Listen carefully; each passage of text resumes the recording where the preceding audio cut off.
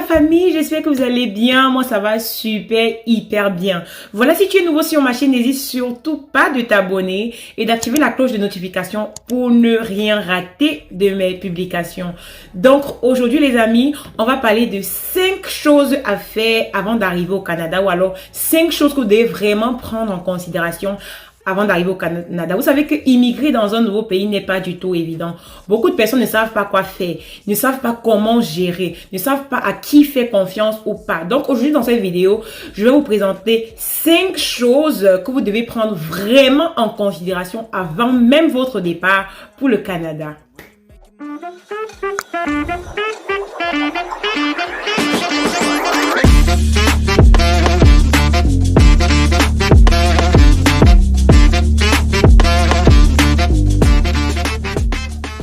Voilà la toute première des choses que vous devez faire. La toute première des choses que je conseille vraiment, c'est de vous renseigner d'abord sur le climat. Je ne sais pas si tu comprends. C'est-à-dire que ne boudez même pas. Le climat est très important. Est-ce que vous arrivez en hiver? Est-ce que vous arrivez au printemps? Est-ce que vous arrivez en été? Parce que je vous rappelle que quand moi je suis arrivée en janvier et je vous assure, le climat ne m'a pas donné, ne m'a pas montré les dents. Le climat n'a pas du tout été favorable envers moi. Ça m'a complètement mis le moral à plat. C'est-à-dire que moi, honnêtement, je ne m'étais pas préparée. J'étais venue, moi, sexy et tout ça. Et je vous rappelle que les habits que j'avais ramassés, c'était que les habits d'été. Donc, j'ai regretté réellement. Or, si je m'étais, par exemple, renseignée sur le climat et je m'étais vraiment renseignée de comment je vais m'habiller quand je vais arriver, je n'aurais pas fait face à ce type d'obstacle en fait. Il faut chercher les vêtements appropriés, les écharpes, laisser les choses qu'on vous dit que non. Quand vous arrivez au Canada, c'est là-bas qu'on trouve les pulls, c'est là-bas qu'il y a les pulls, il y a déjà tout. Prenez un bon pull, même si ce n'est pas le pull qui peut combler le froid d'ici. Ici, je ne sais pas, vous allez acheter d'autres pulls, mais avant d'arriver, arrivez au moins avec un pull. Sauf si la famille qui vous accueille a déjà les pulls. Si vous n'avez pas de famille d'accueil, préparez-vous. Venez avec un bon pull et ça va beaucoup vous aider. Deuxième des choses à faire, et le deuxième conseil que je donnerais pour ceux qui veulent venir au Canada, c'est ce que vous mettez dans votre sac. Qu'est-ce que vous devez mettre dans votre sac avant d'arriver?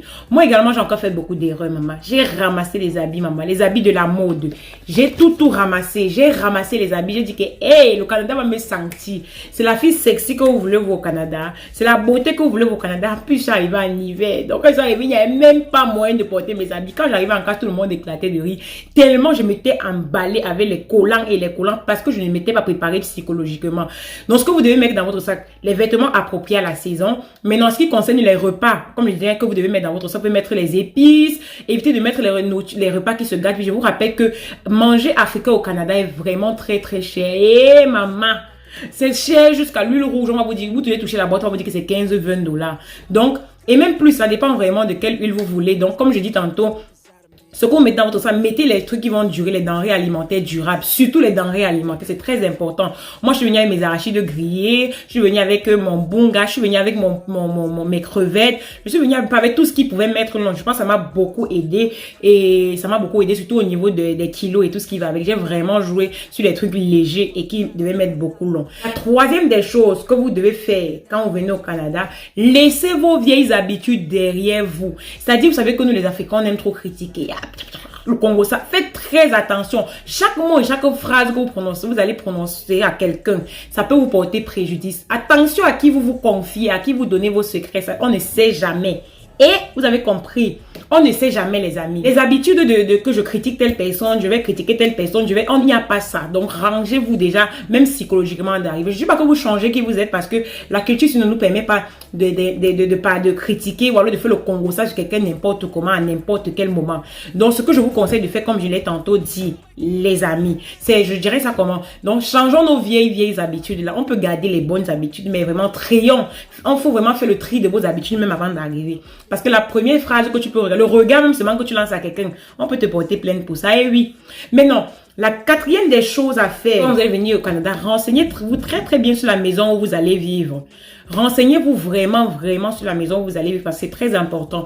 Je ne parle pas pour ceux qui ont déjà les familles qui vont les accueillir. Il y a des gens qui viennent au Canada et qui n'ont personne pour les accueillir. Ils n'ont vraiment personne pour les accueillir. Renseignez-vous, prenez le prix des maisons. Renseignez-vous également sur la meilleure ville. Parce que moi, par exemple, je suis à Ottawa. J'ai eu les difficultés à trouver le travail parce que je suis dans une zone anglophone. Oh, peut-être que si je m'étais plus renseignée, je serais peut-être allée au Québec ou à Montréal. Vous voyez les villes qui parlent français là. Donc moi, j'ai eu beaucoup de difficultés à trouver le travail justement par rapport au fait que je ne m'étais pas beaucoup renseignée. Donc, C'est vrai, par la grâce de Dieu, j'ai trouvé un travail. C'est pas pour dire que le travail chez les francophones est impossible à Ottawa, mais c'est un peu plus difficile parce que la zone est anglophone. C'est pas ça que je comprends. Donc, renseignez-vous très bien sur l'école dans laquelle vous allez aller. Maintenant, la cinquième des choses à faire que je vous donnerai, c'est faites attention aux amis et aux renseignements qu'on vous donne. Et je vous avertis même avant que vous n'arrivez. Tous les renseignements qu'on vous donne, c'est sur Google. Cherchez. C'est-à-dire que si vous demandez conseil à quelqu'un que j'ai envie de faire telle chose, est-ce que ton point de vue et tout, c'est tout ça. La personne peut vous donner son point de vue. La personne peut même vous dire ce qu'il pense par rapport à une formation ou quoi que ce soit. Mais les meilleurs renseignements, c'est à Google. Il y a des organismes adaptés juste pour vous aider pour votre accueil. Moi, par exemple, je suis allée au Centre catholique pour immigrants. Ils m'ont aidé, par exemple, par rapport à l'accueil. Ils m'ont aidé avec les meubles, avec la banque alimentaire. Renseignez-vous toutes les informations que vous voulez. C'est pour les gens qui n'aiment pas aller sur le net là. Il faut, à partir dès que vous arrivez au Canada là, sachez que vous allez commencer à aller sur le net. Vous allez commencer à côtoyer les réseaux sociaux parce que tout se passe sur le net. Même les commandes, c'est sur le net. Si vous ne voulez pas sortir, vous voulez commander, c'est sur le net que vous commandez. Donc, commencez à vous familiariser déjà avec les réseaux sociaux, autant pour moi. Parce que toutes les informations que vous voulez, mes amis, ça se trouve sur le net. Et personne ne peut vous renseigner mieux que Google. Parce que quand vous partez à Google et puis vous tapez, j'aimerais faire une formation de temps. Quelle est la meilleure formation au Canada? Comment faire pour... Tout ça va sortir. Et je pense que Google fait quand même le tri de ceux qui doivent poster les informations ou pas. Donc, les amis, voilà les 5 choses que je vous conseillerais de faire avant d'arriver au Canada. Comme je l'ai dit, première des choses, le climat. Deuxième des choses, ce que vous devez mettre dans votre sac. La troisième des choses, laissez vos vieilles habitudes derrière vous. On n'en a pas besoin de ça ici. La quatrième des choses, la maison où vous allez vivre. Et après, la dernière des choses, faites attention aux amis et aux renseignements qu'on vous donne. Voilà, c'était tout pour aujourd'hui. Si vous êtes nouveau sur ma chaîne, n'hésitez surtout pas de vous abonner, d'activer la cloche de notification pour ne pas du tout rater mes prochaines publications.